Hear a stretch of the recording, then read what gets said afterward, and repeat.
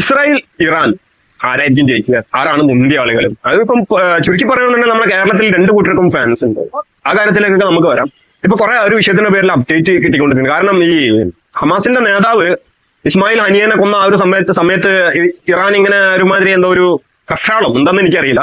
ആ ഒരു സംഭവത്തിലാണ് ഇറാൻ ഉള്ളത്. ഞങ്ങൾ നിങ്ങളെ ആക്രമിക്കും 24 മണിക്കൂറിനകം 48 മണിക്കൂറിനകം എന്നൊക്കെ പറയുന്നുണ്ട്. ഇതിനു മുമ്പ് ഇറാന്റെ എന്താ പറയാ കുറെ കമാൻഡർമാരെ അതല്ലെങ്കിൽ ഇറാന്റെ എന്താ പറയാ പ്രസിഡന്റിനെ തന്നെ കൊന്നിട്ടുണ്ട്. അതും ഇസ്രായേൽ തന്നെ ആയിരുന്നുണ്ട്. അപ്പോഴൊന്നും ഇറാൻ ഒരു സംഭവം ചെയ്തിട്ടില്ല കേട്ടോ. ഇനി ഹമാസിന്റെ നേതാവിനെ കൊന്നിട്ടാണ് ഇറാൻ എന്തൊക്കെ മറ്റേതാക്കാൻ പോകുന്നൊക്കെ പറയുമ്പോൾ അതിനോട് എനിക്ക് തോന്നുന്നില്ല ഇറാൻ എന്തെങ്കിലും ചെയ്യുന്നുള്ളതൊന്നും. എന്തായാലും പഴയ രീതിയിലുള്ള ഒരു അവസ്ഥയല്ല. കുറച്ച് അപ്ഡേറ്റ്സും കാര്യങ്ങളൊക്കെ ഉണ്ട്. എന്താ സംഭവം എന്ന് വെച്ച് കഴിഞ്ഞാൽ ഇറാൻ സപ്പോർട്ടായി റഷ്യ കളമിറങ്ങാൻ പോവുകയാണോ? റഷ്യയുടെ ഒരു ചരക്ക് വിമാനം 2 ദിവസത്തിന് മുൻപ് ഇറാനിൽ വന്നിറങ്ങി. അതിനുശേഷം നിരവധി സുപ്രധാന സംഭവങ്ങൾ നടന്നു.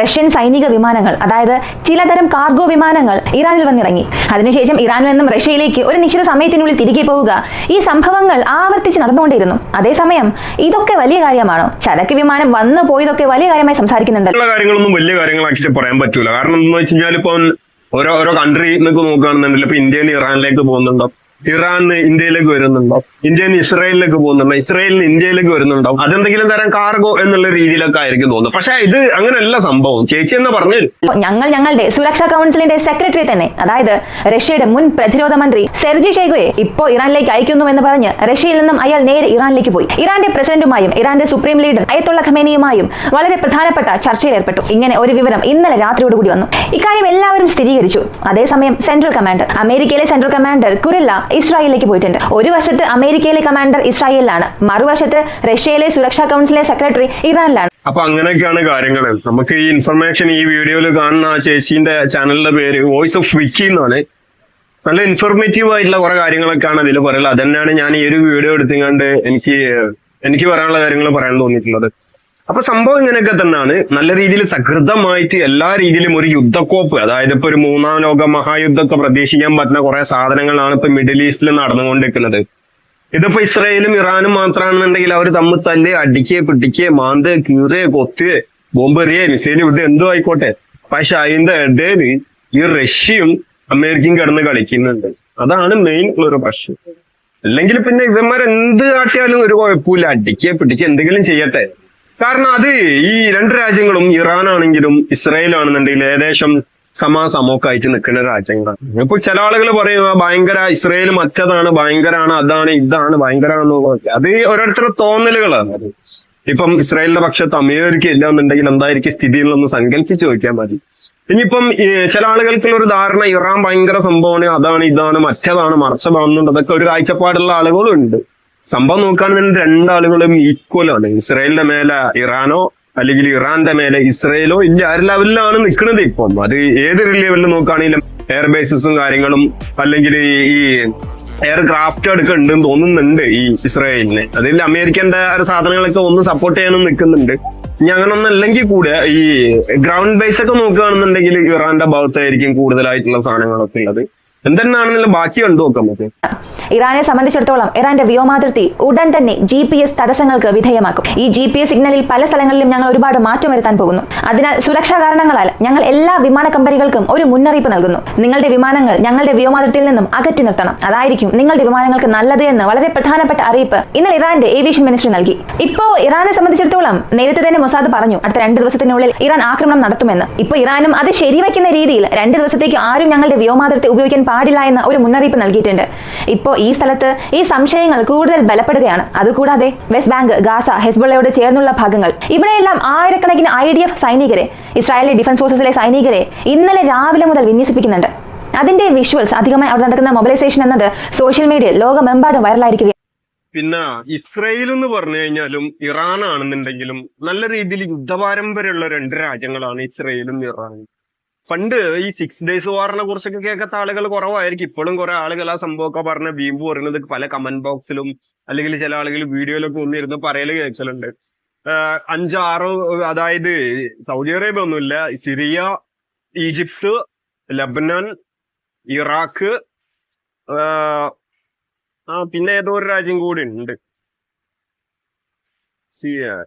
ഇറാൻ ആണോന്ന് എനിക്കറിയില്ല. അങ്ങനെ ഏതായാലും ഒരു 5-6 രാജ്യങ്ങളുണ്ട്. ആ രാജ്യങ്ങളൊക്കെ കൂടി എന്താ പറയാ ഇസ്രായേലിനെ കൊള്ള പോയ സമയത്ത് ഇസ്രായേൽ അത് 6 ദിവസം കൊണ്ട് ജയിച്ചിട്ടുള്ള ഒരു യുദ്ധമായിരുന്നു അതൊക്കെ പറഞ്ഞുകൊണ്ട് ഇപ്പോഴും ആ രീതിയിൽ ഇസ്രായേലിനെ കാണുന്ന കുറെ ആളുകളുണ്ട്. അവിടുന്ന് കാലങ്ങൾ കുറെ കടന്നുപോയി, കാലക്രമേണ കുറെ കാര്യങ്ങൾ ചേഞ്ച് ആയിട്ടുണ്ട്. ഇന്ന് ആ ഒരു രീതിയിൽ ഇനിയിപ്പോ ഈ പറയുന്ന രീതിയിൽ ഈ അറബ് രാജ്യങ്ങൾ എല്ലാവരും ഒരേ മൈൻഡിൽ ഒറ്റക്കെട്ടായി ഇറാന്റെ ഒപ്പം ഉണ്ടെന്നുണ്ടെങ്കിൽ ഇസ്രായേൽ ഈ രീതിയിലുള്ള കളികൾ കളിക്കൂല. സത്യത്തില് പാവപ്പെട്ട കുറെ ആളുകളെ കൊല്ലലും കുട്ടികളെ കൊല്ലലും അവരെ ഈ ഹമാസിന്റെ കുറെ ആളുകളെ തീർക്കാനെന്നൊക്കെ പറഞ്ഞാണ്ട് ഈ പാവപ്പെട്ട സ്ത്രീകളുടെയും കുട്ടികളുടെ മേലൊക്കെ കൊണ്ടുപോയി ബോംബിടുന്ന പരിപാടി ഈ ഇസ്രായേൽ ചെയ്യൂല. ഒന്നാമത്തെ കാര്യം അതാണ്. ഇപ്പം ഇസ്രായേലിനെ സംബന്ധിച്ചിടത്തോളം ഇസ്രായേൽ നല്ല രീതിയിൽ ഡർത്താഹെ ക്യാ മത്ലബ് പേടിച്ചിട്ടുണ്ട്. നല്ല രീതിയിൽ പേടിയാണ് എപ്പോഴും. ഈ ഇസ്രായേലിലുള്ള ഓരോ വീടിന്റെ ഉള്ളിലും ഓരോ ബങ്കറുകൾ ഉണ്ടാവും. ഏതെങ്കിലും രീതിയിൽ എന്തെങ്കിലും സംഭവം യുദ്ധം പൊട്ടിയ മിസൈല് വരെ. കാരണം ഈ ലബനിൽ നിന്നും സിറിയയിൽ നിന്നും അല്ലെങ്കിൽ ഇപ്പം ഇറാഖിൽ നിന്നൊക്കെ ആണെന്നുണ്ടെങ്കിൽ എപ്പോഴും ഇങ്ങനെ ഈ മറ്റേ ഹിസ്ബുള്ള എന്ന് പറഞ്ഞ ടീമൊക്കെ ഉണ്ടല്ലോ, അവരൊക്കെ എപ്പോഴും ഇങ്ങനെ ചൊറിഞ്ഞ് കളിക്കുന്ന ഇതുകൊണ്ട് തന്നെ ഇവർ ആ രീതിയിലുള്ള മുൻകരുതലൊക്കെ എടുത്തുകൊണ്ടാണ് നിൽക്കുന്നത്. ഇറാഖിലെ സൈനിക താവളത്തിൽ ആക്രമണം. പടിഞ്ഞാറൻ ഇറാഖിലെ അൽ അസാദ് എയർബേസിലാണ് സംഭവം. 5 US സൈനികർക്ക് പരിക്കേറ്റിട്ടുണ്ട്. റോക്കറ്റ് ആക്രമണമെന്നാണ് റിപ്പോർട്ട്. സംഭവത്തെക്കുറിച്ച് കൂടുതൽ അന്വേഷണം നടത്തിവരികയാണ്. അതിനുശേഷം മാത്രമേ കൂടുതൽ വിവരങ്ങൾ ലഭ്യമാകുകയുള്ളൂ. 2 റോക്കറ്റുകളാണ് സൈനിക താവളത്തിലേക്ക് പതിച്ചതെന്നാണ് റിപ്പോർട്ട്. അതിനിടെ ഇറാന്റെ ആക്രമണം ആസന്നമായിരിക്കെ സുഹൃത്ത് രാഷ്ട്രങ്ങൾ തങ്ങളുടെ ഒപ്പം നിൽക്കണമെന്ന അഭ്യർത്ഥനയുമായി ഇസ്രായേൽ പ്രതിരോധ മന്ത്രി യോവ് ഗാലന്റ് രംഗത്തെത്തി. ഇറ്റാലിയൻ പ്രതിരോധ മന്ത്രി ഗൈഡോ ക്രോസ്റ്റയുമായി നടത്തിയ സംഭാഷണത്തിനു ശേഷമാണ് ഗാലന്റിന്റെ അഭ്യർത്ഥന. ഇറാൻ വിഷയത്തിൽ നിങ്ങളുടെ ഐക്യദാർഢ്യത്തിനും ഉറച്ച നിലപാടിനും നന്ദി. ബന്ദികളെ തിരികെ എത്തിക്കാനുള്ള കരാറിന്റെ അടിയന്തര പ്രാധാന്യവും ചർച്ച ചെയ്തു. ഈ സമയത്ത് ഇസ്രായേലിനൊപ്പം നിൽക്കാൻ തങ്ങളുടെ പങ്കാളികളോട് അഭ്യർത്ഥിക്കുന്നുവെന്നും അദ്ദേഹം പറഞ്ഞു. അപ്പം ഇറാന് എന്തൊക്കെ സങ്കല്പിച്ച് നിൽക്കുകയാണ്. സംഭവം ഇങ്ങനെ ഒരു സംഭവം ഒരു യുദ്ധത്തിലേക്ക് കടക്കുകയാണെന്നുണ്ടെങ്കിൽ അമേരിക്കന്റെ സപ്പോർട്ട് ഏത് മുഖേനയാണെന്നുണ്ടെങ്കിലും ഇസ്രായേലിന് കിട്ടണമെന്നുള്ളത് അവർക്കും അറിയാം, അത് ഇറാനും അറിയാം. അപ്പം ആദ്യം ഇറാന്റെ ഭാഗത്തുനിന്ന് അങ്ങനെ ഒരു ആക്രമണമൊക്കെ ഉണ്ടാവുകയാണെന്നുണ്ടെങ്കിൽ ഈ അമേരിക്കന്റെ ഈ മിലിറ്ററി ബേസ് ഇപ്പൊ ഇറാഖില്, സിറിയയില്, സൗദിയില്, UAE, ഖത്തറിലില്ല എന്നാ തോന്നുന്നത്. അതുപോലെ തന്നെ ഒമാൻ, ബഹ്റൈൻ, ഇങ്ങനെയുള്ള ഓരോ കൺട്രിയിലും ഈ അമേരിക്കൻ മിലിറ്ററി ബേസസ് ഉണ്ട്. അതിപ്പോ വ്യോമേന ആക്രമിക്കാനും പറ്റും. അതല്ലെങ്കിൽ ഇപ്പം ഈ രീതിയിൽ ഇപ്പൊ നോക്കുകയാണെന്നുണ്ടെങ്കിൽ ഈ കരമാർഗമായിട്ട് ആ രീതിയിൽ, കാരണം ഈ ഇറാനെതിരായിട്ട് ഏതെങ്കിലും രീതിയിൽ ഒരു കോപ്പ് കൂട്ടണമെന്നുണ്ടെങ്കിൽ മിഡിൽ ഈസ്റ്റിലുള്ള എല്ലാ മറ്റേ ഈ അമേരിക്കൻ ബേസസിലുള്ള ഇനിയിപ്പോ ഏത് രീതിയിലാണെങ്കിലും വ്യോമ രീതിയിലാണ് ആക്രമിക്കേണ്ടതല്ല അങ്ങനെ, അതല്ലെങ്കിൽ ഇപ്പം കടൽ മാർഗമാണെന്നുണ്ടെങ്കിൽ അതും ചിലപ്പം സാധിക്കും, അതല്ലെങ്കിൽ ഇപ്പം ഈ കരമാർഗമാണെന്നുണ്ടെങ്കിൽ അതും പറ്റും. അപ്പൊ ഇറാൻ ആ ഒരു രീതിയിൽ മുമ്പോട്ടേക്ക് യുദ്ധം ആ ഒരു രീതിയിൽ അവരിങ്ങനെ കണ്ടു നിൽക്കുകയാണെന്നുണ്ടെങ്കിൽ ആദ്യം ഈ രീതിയിൽ ഈ സൗദിയിലും അല്ലെങ്കിൽ ഈ ഇറാഖിലും സിറിയയിലും മറ്റേ ഈ ഒമാനിലും അവിടെയൊക്കെ ആയിട്ടുള്ള ഈ അമേരിക്കൻ ബേസിനെ അടിച്ച് പൊളിക്കാനാണ് ആദ്യം ഇറാൻ ശ്രമിച്ചത്. അതാണ് ഇപ്പൊ ഇവിടെ കണ്ടിട്ടുള്ളത്. കാരണം ഇറാഖിലെ അൽ അസാദ് എന്ന് പറഞ്ഞ വിമാനത്താവളമൊക്കെ ആദ്യം തന്നെ ഇറാൻ ഇട്ടിട്ടുണ്ട്, പണി കൊടുത്തിട്ടുണ്ട്. ഇനിയിപ്പോ അതിന്റെ ഒരു ഇതെന്താ എങ്ങനെയാണെന്നൊന്നും അറിയില്ല. അമേരിക്ക ഏതായാലും അതിനൊന്നുള്ള ഒരു മറുപടി ആയിട്ട് കൊടുക്കലില്ല. മേഖലയിലെ സംഘർഷ അന്തരീക്ഷം കണക്കിലെടുത്ത് ലുഫ്താൻസ എയർലൈൻസ് ഇറാൻ വ്യോമാതിർത്തിയിലൂടെയുള്ള സർവീസ് ഓഗസ്റ്റ് 7 വരെ നിർത്തിവെക്കുമെന്ന് അറിയിച്ചു. ജോർദാനിലെ അമ്മാൻ, ഇറാഖിലെ എർബിൽ എന്നിവിടങ്ങളിലേക്കുള്ള വിമാനങ്ങൾ 7 വരെ നിർത്തിവെക്കുമെന്നും ഇസ്രയേലിലെ ടെല്ലവീവ്, ഇറാനിലെ ടെഹ്റാൻ, ലബനാനിലെ ബെയ്റൂറ്റ് എന്നിവിടങ്ങളിലേക്കുള്ള വിമാനങ്ങൾ ഈ മാസം 12 വരെ നിർത്തിവെക്കുമെന്നും പ്രസ്താവനയിൽ അറിയിച്ചു. തങ്ങളുടെ പൗരന്മാരോട് ഇസ്രയേൽ, ലബനാൻ, പലസ്തീൻ എന്നിവിടങ്ങളിലേക്ക് യാത്ര ചെയ്യരുതേ എന്ന് അയർലൻഡ് നിർദ്ദേശിച്ചു. മേഖലയിൽ വർദ്ധിച്ചുവരുന്ന അസ്ഥിരത മൂലമാണ് ഈ നിർദ്ദേശമെന്ന് ഐറിഷ് പ്രധാനമന്ത്രി സൈമൺ ഹാരിസ് പറഞ്ഞു. ഹമാസ് രാഷ്ട്രീയകാര്യ മേധാവി ഇസ്മയിൽ ഹനിയുടെ കൊലപാതകത്തിന് പിന്നാലെ ഇറാനിൽ നിന്നും ഹിസ്ബുള്ളയിൽ നിന്നും തിരിച്ചടി പ്രതീക്ഷിച്ച ഇസ്രയേൽ ഞായറാഴ്ച പുറത്തിറക്കിയ ഇസ്രയേലി മാധ്യമങ്ങളാണ് ഇക്കാര്യം റിപ്പോർട്ട് ചെയ്തത്. ഇസ്രയേലിനെതിരെ ഹിസ്ബുള്ളയുടെയും ഇറാന്റെയും സംയുക്തമോ ഒറ്റയ്ക്കുള്ളതോ ആയ ആക്രമണം ഏത് സമയത്തും വരാമെന്നും ഇത് സംബന്ധിച്ച് അമേരിക്കയുമായി കൂടിയാലോചനകൾ നടത്തിയെന്നും ഇസ്രയേലി പത്രമായ യദിയോത്ത് അഹ്റോനോത്ത് റിപ്പോർട്ട് ചെയ്തു. അല്ല, ഇങ്ങനെ എനിക്കിപ്പോ മനസ്സിലാവാത്ത കാര്യം എന്താണെന്ന് വെച്ച് കഴിഞ്ഞാല് ഇസ്രയേൽ ഇതിനു മുമ്പ് ഇറാന്റെ പല രീതിയിലുള്ള കമാൻഡർമാരെ, അതുപോലെ തന്നെ ആണവ ശാസ്ത്രജ്ഞന്മാരെ, എന്തിനാണ് ഇറാൻ പ്രസിഡന്റിനെ വരെ ഇസ്രയേൽ എന്നാണ് തീർത്തതെന്നുള്ളത് എനിക്കത് അന്നേപ്പോഴൊന്നും ഈ രീതിയിൽ ഇത്ര രീതിയിൽ ഒരു യുദ്ധസന്നാഹം അല്ലെങ്കിൽ ഒരു ഇറാൻ ഈ ഒരു രീതിയിൽ ഏതെങ്കിലും ഒരു യുദ്ധ കോപ്പ് കൂട്ടുകയാണ്, അതല്ലെങ്കിൽ പല രീതിയിലുള്ള പ്ലാനുകൾ നടക്കുന്നുണ്ട്. ഇപ്പം ഈ ലബനനിൽ നിന്ന് ഈ ഹിസ്ബുള്ള എന്ന് പറയുന്ന ആ ടീം ഒന്നാകെ കിഴക്കൻ ഇസ്രായേലിൽ നിന്ന് പതുക്കെ ഈ ലബനനിലുള്ള ഹിസ്ബുള്ളകൾ എല്ലാരും കൂടെ ഈ ഇസ്രായേലിന്റെ അതിർത്തിയിലേക്ക് അടിച്ചു കയറാൻ, അതും കരമുഖേന ഉള്ള ഒരു പ്ലാനൊക്കെ നടന്നുകൊണ്ട് നിൽക്കുന്നുണ്ടെന്നുള്ളതൊക്കെ പറയുന്നുണ്ട്.